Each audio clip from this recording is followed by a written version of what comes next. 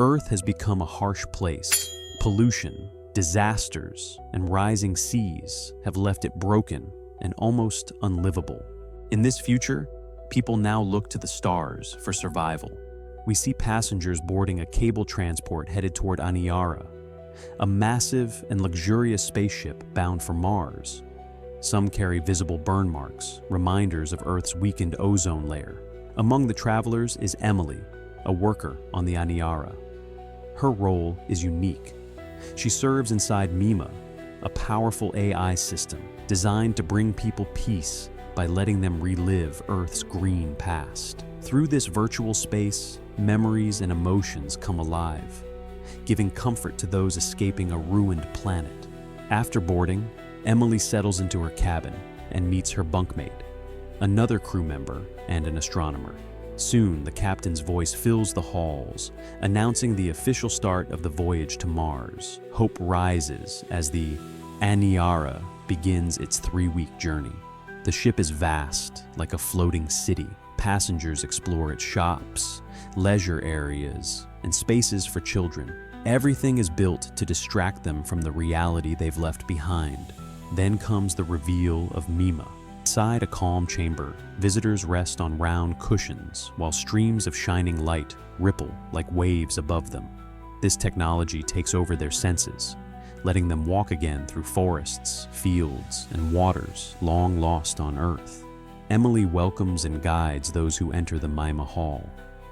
But at first, not many are interested. Only a few passengers dare to step inside, curious about what the experience might show them. A piece of space debris drifts silently through the void, and suddenly, Aniara jolts off course. Panic spreads fast as alarms echo. Emily rushes out, watching passengers panic while the crew and tech team scramble to stabilize the ship. Slowly, the chaos settles. The captain soon speaks to everyone. He explains that they changed course to avoid a collision, but in the process, a screw pierced the reactor. To protect the ship, all fuel had to be released. Now, Aniara drifts, with no way to steer back. The captain calls it an anomaly and says they must wait to find a celestial body to slingshot them toward Mars. He assures them this should take no longer than 2 years, but the passengers are shocked. What was meant to be 3 weeks has now turned into years, and the truth is hard to accept. Fear and disbelief sweep across the ship. Later, the captain meets with his officers. They discuss supplies and hear troubling news. There's food for only 2 months. After that, rationing must begin, and eventually they will rely only on algae grown aboard. The weight of survival begins to sink in. That night, Emily cannot sleep. She quietly tells her bunkmate that unlike many others, she has no one waiting for her on Mars. For her, the delay doesn't carry the same pain. Still, the endless drift feels heavy. Weeks pass. Passengers try to distract themselves with the ship's facilities, clinging to comfort. But interest starts to grow in Mima. More and more people begin seeking escape inside its virtual embrace of Earth. One sleepless night, Emily swims to clear her mind. There, she crosses paths with Izagal, one of the ship's co-pilots, a meeting that feels small now, but may soon matter much more. Emily sits with her bunkmate, the astronomer. The woman quietly reveals something shocking. There is no nearby celestial body that Aniara will reach within their lifetimes. The captain's story was a lie, meant only to keep panic under control. Emily listens in silence, shaken by the truth. Unable to sleep, she drifts out to the viewing deck. The endless stars surround her, and the weight of the lie crashes down. She trembles, gasping for air. A panic attack overtakes her. In desperation, she rushes to the Mima Hall, seeking its comfort.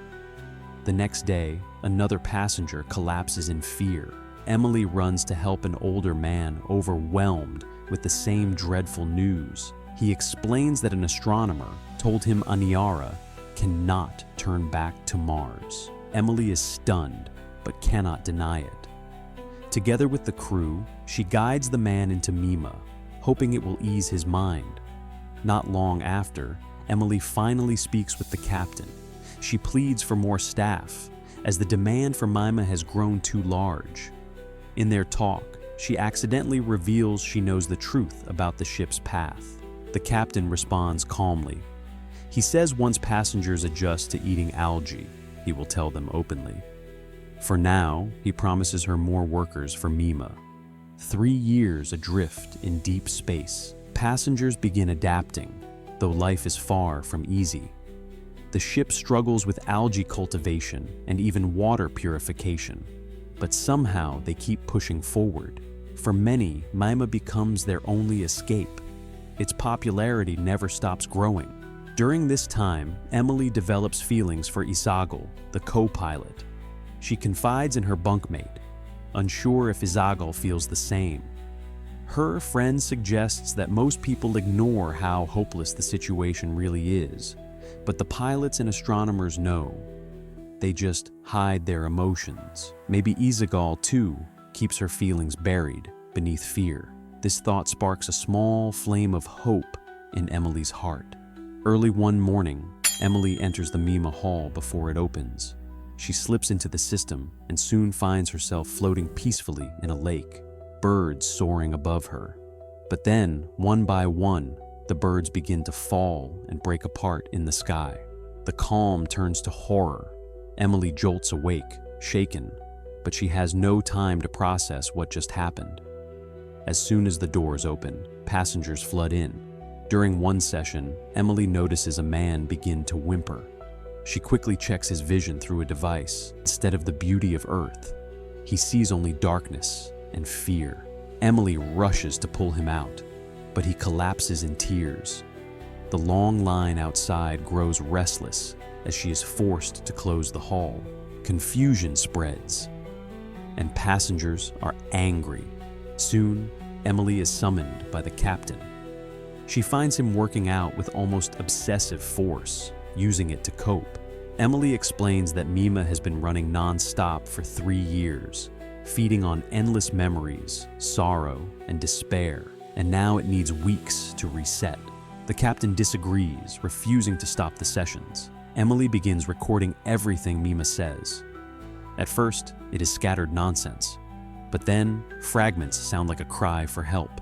Days later, without warning, Mima collapses completely. Its final words echo, "How grim it always is," and then it destroys itself. The loss crushes Emily.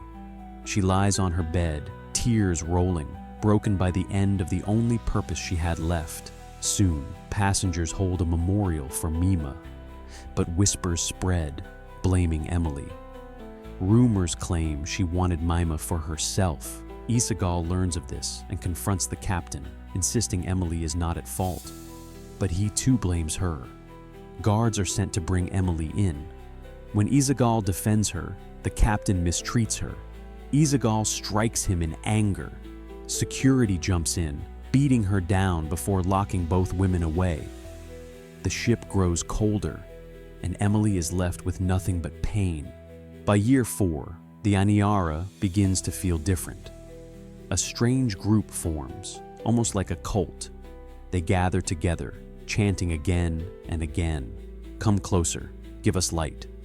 Some believe the stars will save them. At the same time, many passengers quietly give up on life. The mental health of the ship is collapsing. Emily and Izagal, now close, are released from confinement and given new duties. Izagal is placed in logistics, while Emily is made a children's teacher. In the sauna one day, they meet a woman who invites them to a ritual in memory of Mima. Curious, they join. The gathering starts as a ceremony, but soon it shifts into acts too grown up to explain here. By year 5, Emily and Izagal live together as partners. Izagal is pregnant from those earlier rituals. But while Emily sees the baby as a symbol of hope, Izagal feels only fear. To her, this child will be born into nothing more than a prison floating through space. Emily tries to lift spirits. She proposes building a screen to display Earth's images across the ship's windows. to remind people of what they've lost. But when she presents the idea, the captain dismisses it without thought. Her hope is crushed once again. Time passes, and the moment arrives. Isagal gives birth. Emily glows with optimism, calling the child a promise of new beginnings. But Isagal cannot share the feeling. Her worries weigh heavy, convinced Emily's faith is misplaced. One day, while Emily is teaching, a call comes for Isagal. She is needed on the bridge. There, the crew has detected something unusual. A high-speed probe racing toward them. This probe may hold the fuel they desperately need to finally turn Aniara back toward Mars, but it will take 14 long months before it reaches them. The captain soon delivers the news to the entire ship. For the first time in years, the halls echo with celebration. The passengers cheer, clinging to the hope that maybe, just maybe, their lives are about to change. By year 6, morale rises across the Aniara. The promise of the probe brings hope, and passengers prepare eagerly for its arrival. When it finally drifts close enough, the crew increases gravity to pull it in and bring it aboard. Scientists and engineers gather around the strange object, unsure what it truly holds. They test carefully, but no one can confirm if it carries the right fuel to power the ship again. They are not sure what it really is. Doubt begins to creep in. Meanwhile, Emily and Isagal's life feels brighter. With their child, they have built a small but happy family, holding on to hope that the probe could change everything. But not everyone feels the same. The astronomer, weighed down by despair, begins drinking once more. She warns Emily that the probe will not save them, her words casting a shadow over the growing optimism.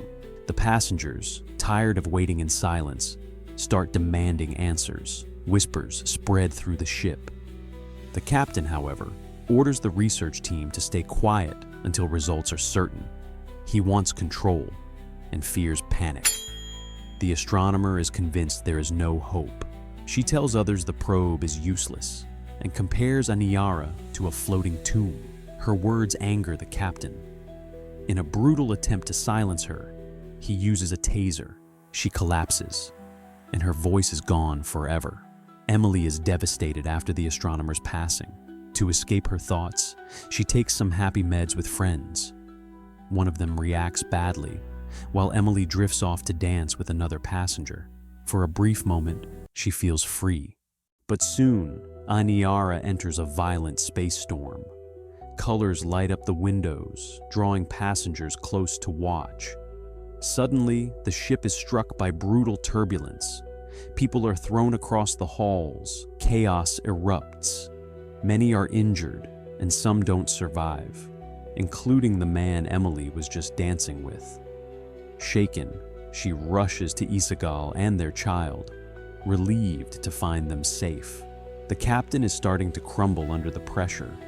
He looks exhausted, drained of all strength. In the meantime, Emily throws herself into a side project with a small group. They manage to build a beam projector that brings images of waterfalls and forests across the ship's walls. For a moment, passengers stare in pure awe. It feels like hope again, but Isagal can't hold on. She hides her despair from Emily, smiling on the outside while breaking within. Then one day, Emily comes home to a nightmare. Isagal and the child are gone forever, leaving her heart shattered. Time jumps forward. 10 years later, the captain tries to inspire the ship, calling them pioneers of space travel. He even awards Emily a medal for her projector, but she notices his hand, wrapped in bloody cloth, another sign of his failing mind. Emily herself is older now, her once bright spirit dimmed into silence. Years pass. By year 24, the Aniara is dark. Power has failed. The halls are quiet. In the silence, a faint voice seems to echo from Mima's grave. Emily and a handful of survivors gather, remembering when they once felt sunlight and warmth. 5 million years slip away. The Aniara still floats, lifeless, drifting endlessly through space. Then at last, it nears a planet rich with blue oceans, green lands, and white clouds, a place like Earth. Yet no one remains to see it.